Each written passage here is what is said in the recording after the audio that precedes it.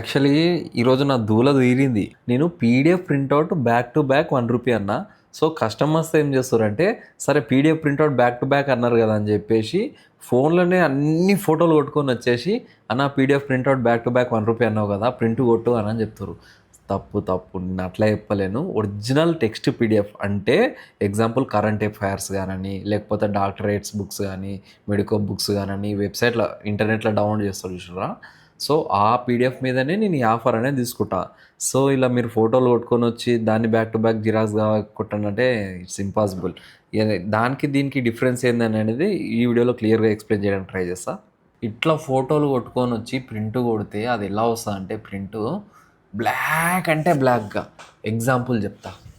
ఇలా ఇటు కనబడుతుంది కదా, ఇంత బ్లాక్గా వస్తుంది. టెక్స్ట్ పీడిఎఫ్ అంటే ఇగో ఇంత జూమ్ చేసినా కానీ పగలదు, ఎంత జూమ్ చేయి మనకు పగలదు, క్లారిటీ అనేది బ్లర్ అనేది కాదు.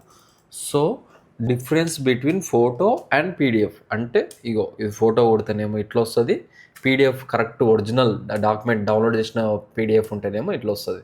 సో హోప్ మీకు పీడిఎఫ్కి ఇంకా ఫోటో కొట్టిన పీడిఎఫ్కి తేడా అర్థమైందని అనుకుంటాను. Thank you.